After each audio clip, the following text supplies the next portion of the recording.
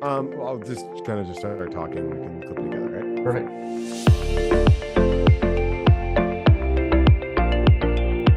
Push the limits for photographers who want to push the boundaries of what they thought possible in their lives. Learn how to be intentional with time, make more money, create art that inspires, and live life to the fullest. We're here with Josh and myself, Tyler, again. Thank you all for joining us. Um, a discussion that I like to have with photographers is about creating brand words that actually mean something for their business. What I commonly see are photographers using a set of words that are cycled through our industry regularly. And that's because they're great ways to just generally describe wedding photos, but it doesn't get to the core of what it means to be an artist. And what it's missing is what that photographer is bringing to the table when they show up and photograph a wedding day. Because it doesn't matter if a photographer has a year of experience or 10 years of experience. They, while their technique and their process is going to be a little bit more refined as they go through that process of growing in their business, they do have a specific eye for photography, and there is a specific way that they are viewing the world, and they are gravitating towards creating certain moments or certain images that are unique and specific to them. That's just something called your artistic voice, right? And so what I like to do with photographers is have them really sit down and think about what are their brand words in the context of like, what is your artistic voice? Because ultimately that's what your brand words are about. That's what your whole brand is about. It's about your voice as an artist and the art that you create. Um, so I love that. Today in the mastermind group, we talked about this specific topic, and there's a couple things that really kind of hit me that you mentioned and that other people mentioned as well. One was, and you even reiterated this, that when we see an image, and specifically someone mentioned, oh, when I see an image pop up on my feed, I know that's you, right? I know that I don't even have to know the name, it's you. And you kind of brought up where that's kind of the goal too with our brand and artistic voice is we're creating these images that are uniquely us and uniquely who we are. And that's what attracts our clients to us. They want us because they want our voice. Like there's a million photographers out there. Why are they going to choose Alex and myself? Why are they going to choose Lady and Josh? Is because there's something unique and special about each one of us as photographers and as artists. And that's something that, as that was mentioned, I thought about it. I thought if someone saw my feed or my post, would they know? Oh, that's the Reese's, right? And I think that's a good test or game to play with yourself as you're about to post or as you're posting or as you're looking at different content if you can name who that was. And I think some people do it a lot better than others. The second thing that I thought was mentioned that was really interesting was as we're creating our brand voice and our artistic voice, I think it's really easy to lose sight of who we actually are and become like everyone else and where we see who we love and we're trying to create images like that photographer that we admire or look up to. And a lot of times the work we're creating is very unique and very special and can attract a lot of people that it might resonate really well with. And I thought specifically of this early on in our discussion because there was an image of a couple that this was not neither one of our images that was shown, but it was an image of a couple and they were super happy laughing at each other. And the photographer loved the image as one of her favorite images, but there was still things about it that she didn't love. And rightly so, there's always those things that we can do better. But for me, one thing I got from it is there's probably so many couples that are like those two that if they saw that image, they would say, oh, wow, that's me. I see myself in that image. I want to book this photographer now. And I think a lot of times it's easy to forget that we're creating our own artistic voice, but we're also trying to help our couples see themselves in the images, how they are, and then attract other people that might see themselves like that as well. I don't know if that all made sense, but those were kind of my thoughts as we were in our discussion today.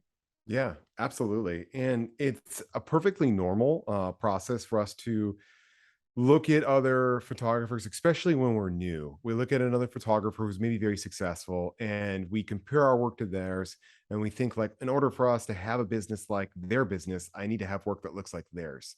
And they are doing something well, but as you spoke to, Tyler, they're doing something well for their clients. The brand that they built and the clients that they're shooting is an expression of their own way of photographing something. So it's tough, I think, for a lot of us to realize that we have a voice inside of us that's going to attract our own unique audience, that is going to make us create work that other photographers would look at and say, wow, their work is really good, and admire our work just as much as we're admiring somebody else's. And it's perfectly fine to draw inspiration from other photographers. But we live in an age where other work is so accessible to us, and we're constantly bombarded with the like latest and greatest of whatever post has been created, that we might have this feeling of inadequacy, because we'll look and see, like, well, this work is being featured on this publication or this website or this blog, and it might make me feel like my work, since it's not being featured there, is good enough, and that's not necessarily true. It's learning how to find that voice and listen to it, and nurture it so it becomes something that is true to you, and not true for someone else. Does that make sense? That does. And I guess that brings me to my question, and this is kind of the core of the discussion today, is how do we find that voice, right? So if I'm taking I'm taking photographs, I'm photographing weddings, I'm doing whatever, I'm posting, and I look at my feed and I say, okay, I kind of see a little bit of everything. I can't find my artistic voice because I'm seeing the latest trends I'm trying to mimic. So how does someone, what's my steps or my first step to find my artistic voice? Yeah, great question. So this is what we had the whole mastermind do, and it has been a great process. We saw how everything came together today really well. So what we would recommend photographers to do is just to gather about 30. It doesn't have to be exactly 30, but a ballpark of around 30 images of your favorite images. Now, these aren't images that you necessarily think like they're my favorite because they go on my website or because they need to go on my Instagram or because they fit your brand. They're images that really speak to you. So, and it's even better if there's an image that is like you one of those images that maybe you shot at a wedding or event or an engagement session and you really love it. But when you look at that, you're like, there's no way I can share this. There is something in that image that is speaking to you as an artist that it would be really great for you to learn how to articulate.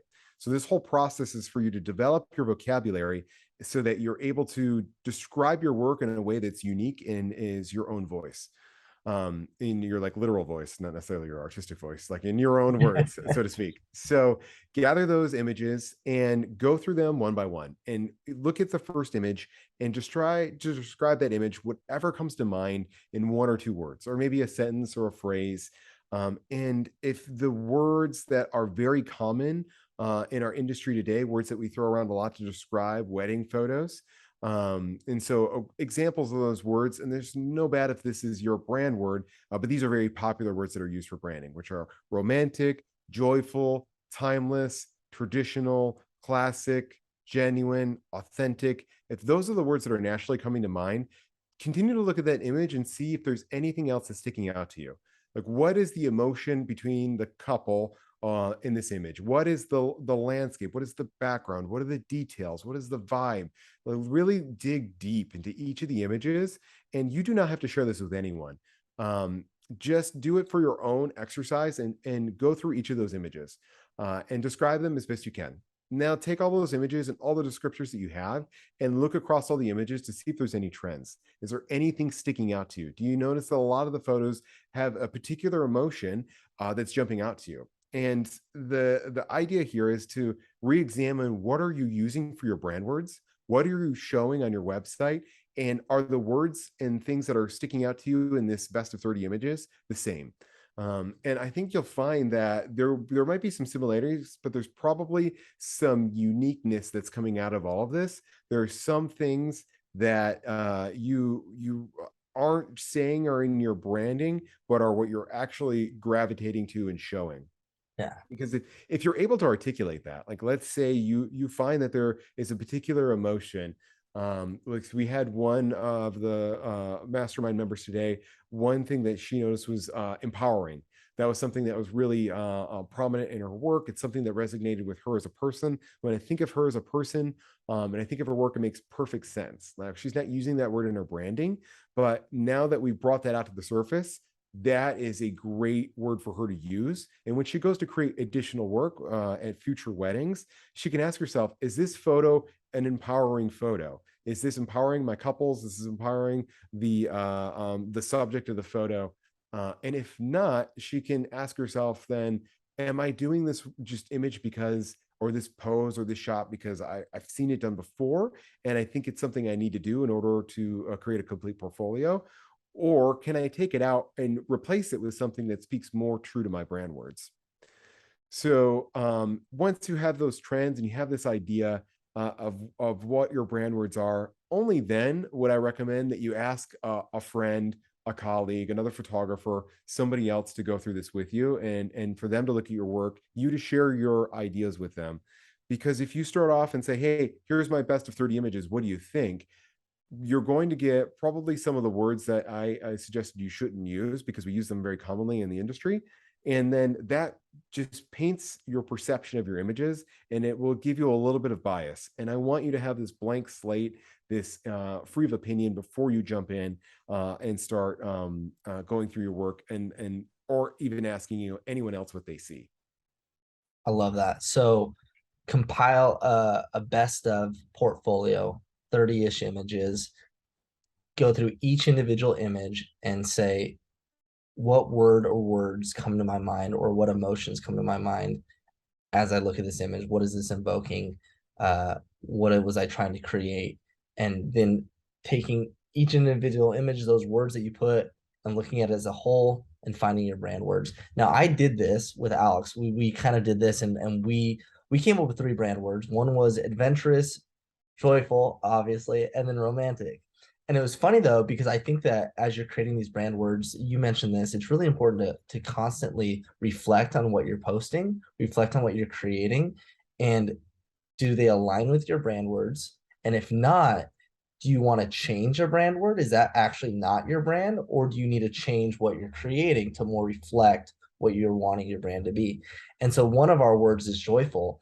And as I was looking at our Instagram feed, I realized, wow, we don't really show a lot of joyful images. Now, our images on the wedding day are very joyful, obviously, but I don't know if that would actually be one of our brand words. And so going through this exercise again was really helpful because then there was a photograph, and maybe I'll pull it up real quick. This resonated with you and with Alex and with a lot of us. And when I look at this image, I don't necessarily think joyful, but it was really helpful at that point after I've already created them, after I've looked at our portfolio, to then, like you mentioned, maybe get some input from others and hear what they have to say about these images.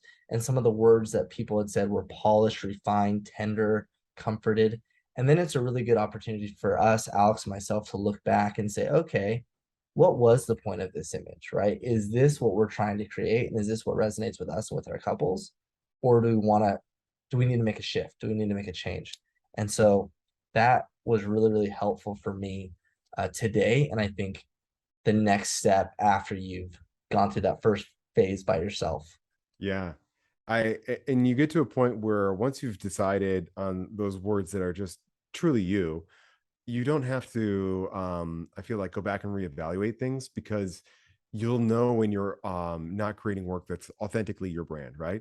Yeah. So I like the work that lady posts, she just if she posted something that was super edgy and editorial, it would we would just stick out like a sore thumb to both of us. We'd be like, why is this image here? It doesn't really match.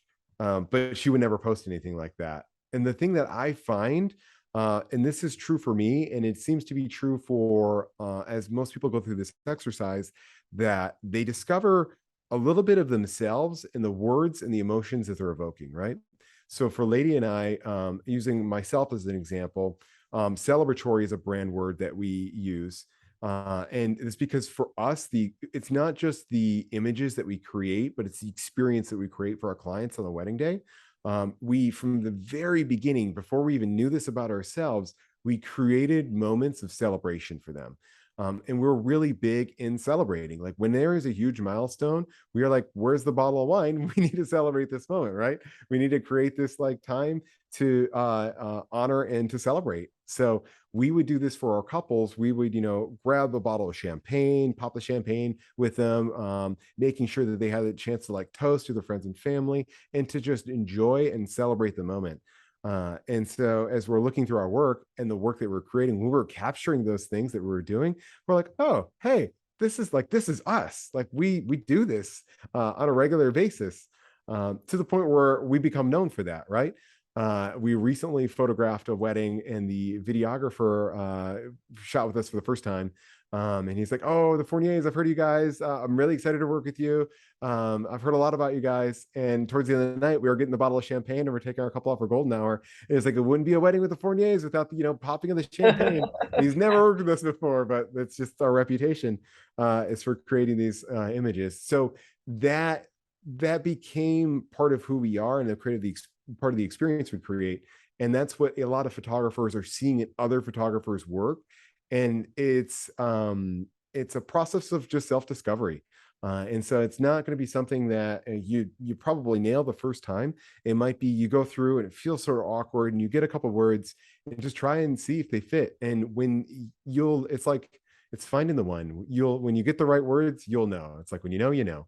So And I think that's perfect. And I think we've kind of hit the different stages, right? The beginning stage, you're more towards you found your words. And I think Alex and myself are still in that discovery stage where I think when we think of adventurous, that's us, right? And that hits and resonates. Our images show that.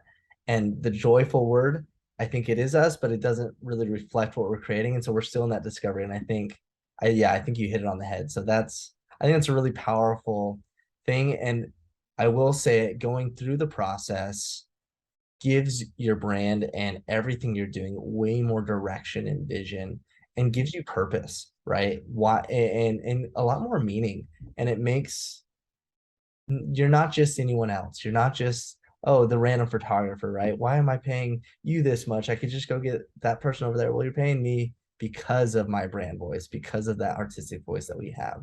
And or that's one of the reasons. But so I yes. love what you said. Love what you said. Do you have any other last comments on your artistic or brand voice as we wrap up today? No, just to kind of add to what you said with finding with the work that you're creating, it does bring a lot more joy, I feel like, into the work, because you're doing something that feels more authentically you. Yeah. And it also gives you the space to create something new, which is a lot of fun, right? We're all artists here, we're all photographers, and when we're operating in a place of creating something that is new and exciting, that brings a lot more joy and meaning and impact to the work. And when you have those brand words in the forefront of your mind on the wedding day or at the engagement session, you can get a little creative and say like, all right, this is my brand word, this, empowering or celebratory or adventurous. How do I make this work look more adventurous? Like, how can I make this moment, which is maybe something mundane in the context of wedding, like cutting of a cake, right? Like we always have to do the cutting of the cake. How can I make that cutting of the cake photo look like an adventurous shot? Like, how can I take that brand word and change it a little bit? Now you're creating work that's unique to the Reese's, right? It's this Yeah. adventurous shot that nobody that I know is doing adventurous cake cutting photos, right? So it gives you a fun little challenge. And somebody asked us today in the mastermind, like, what do I'm bored of my work. What do I do? And this is the thing that came to my mind. It's like once you know that brand words, then every wedding day is an opportunity to create something new and to develop something that's never been done before. And that's exciting. I love that. I think you hit it. And wow, I'm gonna now reevaluate the wedding day, and that's gonna be something that Alex and I are gonna ask ourselves. Like, Yeah. and I'm maybe waiting for this the next adventurous cake wedding, cutting shot. that's gonna be our next goal. For next wedding, we're gonna make an adventurous cake cutting shot. Uh, that's incredible. Okay, well, this was a blast. We kept it short and sweet today. And look forward to talking with you next week. But this was amazing, and thank you so much. And we'll talk to you next week. Yeah. Thanks, Tyler.